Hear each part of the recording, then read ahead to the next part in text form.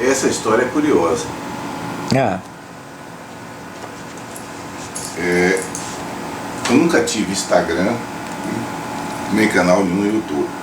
Quando a pandemia se instala em março de 2020, logo em abril, uma amiga minha, amiga e irmã, psicodramatista, Cibele, de Sergipe, ela me liga, manda uma mensagem, diz: Tom, queria fazer uma live com você sobre esse movimento da pandemia. Aí eu disse: onde? Ela disse: no Instagram. Eu disse: mas eu não tenho Instagram. Ela disse: não, mas você precisa ter um Instagram para fazer a live. Eu não tinha o menor conhecimento disso. Aí eu pedi a minha filha, e aí eu abri a conta e tem que botar o nome, né, na hora. Na hora ela perguntou: qual é o nome, meu pai? Aí eu disse: Psiquiatria em Outro Tom. Isso aqui foi um porque já presente de uma tinha. paciente. Não, isso foi depois, foi agora. Eu recebi recentemente. Isso é presente. Não, foi na hora. Na hora que me pediu o título, eu disse: Psiquiatria em Outro Tom. Aproveitando essa dupla sentido do meu nome, de ser meu apelido, nome, e ter um outro tom para lidar com a psiquiatria. Aí teve a live, tá pronto. Eu fiquei pensando, então, foi uma época que eu me sentia Eu Sou a Lenda, aquele filme de Will Smith. Eu andava pela rua, não tinha ninguém, né? O paciente não vinha, eu digo: vou gravar. Aí eu fiz a primeira gravação. Essa primeira gravação é horrorosa, porque eu não tinha a menor noção de como mexer em nada. A primeira gravação, eu não sabia o tamanho de vida. A primeira gravação eu postei com 1 giga. 1,5 giga. O que eram? Eram conceitos e preconceitos em psiquiatria ou não? Acho que foi o primeiro. É um que eu tô com a cara bem grandona assim. Meus filhos caíram de pau em cima de mim. Meu pai, tá muito perto. Você não pode botar a cara tão grande assim.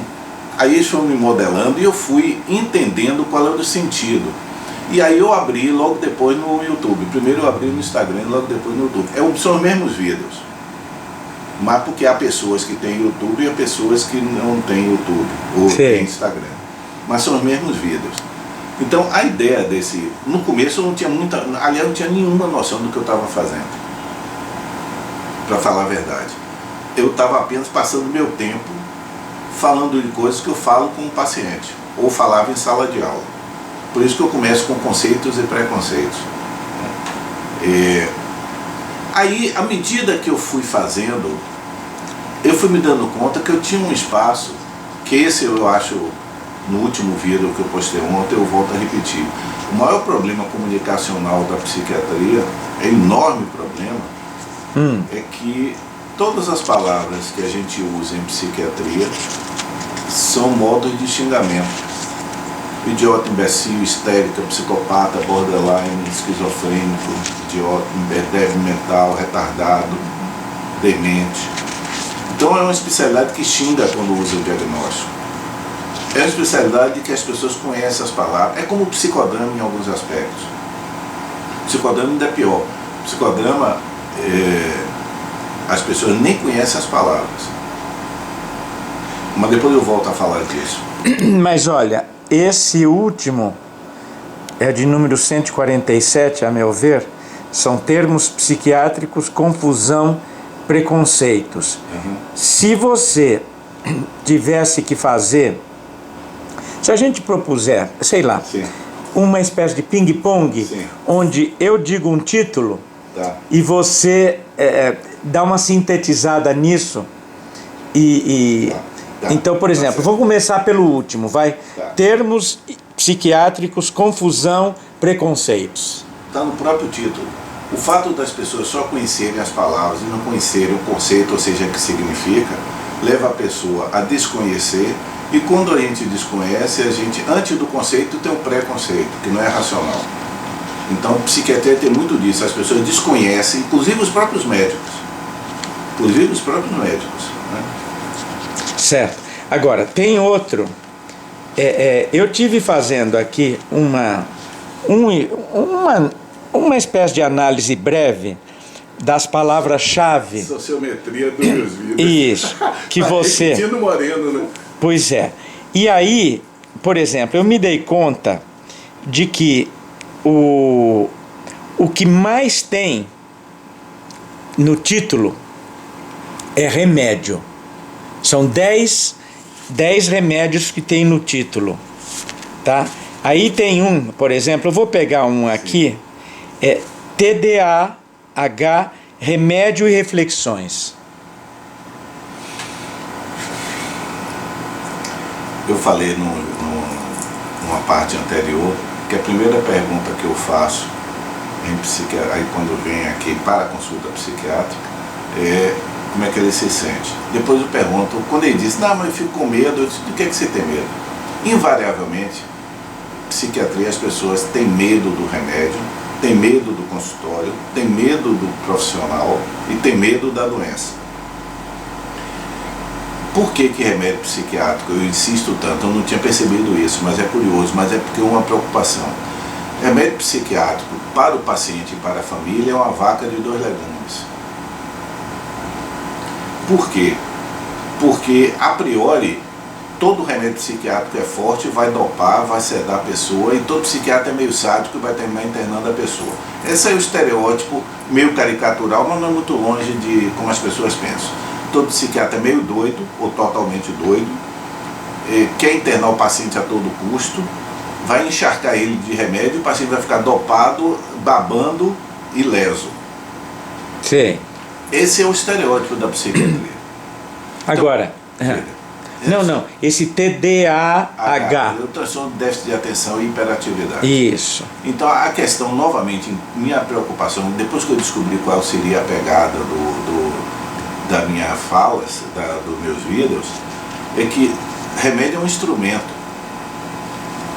Quando o paciente diz assim, doutor, eu não gosto de tomar remédio, graças a Deus. Porque se você gostasse, ia ser muito pior. Eu não quero que você, não me interessa que você goste, não. Eu quero só que você compreenda a razão por qual você está usando e escolha usar ou não. Mas gostar não tem nada a ver com isso.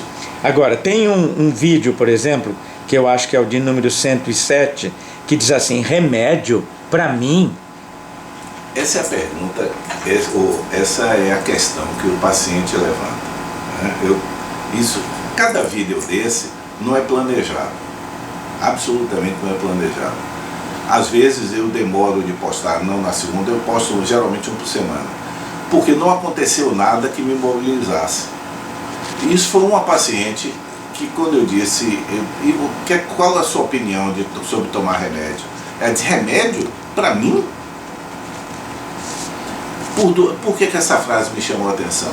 Primeiro, a ideia de tomar remédio em si, em psiquiatria, como se, eu digo que as pessoas são curiosas, chamam de cartesianismo de segunda geração, que Descartes, quando separou mente e corpo, foi para facilitar o surgimento da ciência. Agora a gente separa para complicar, porque é como se eu pudesse existir. Outro dia um paciente me perguntou, doutor, isso é psicológico ou é físico? Eu disse, sei lá.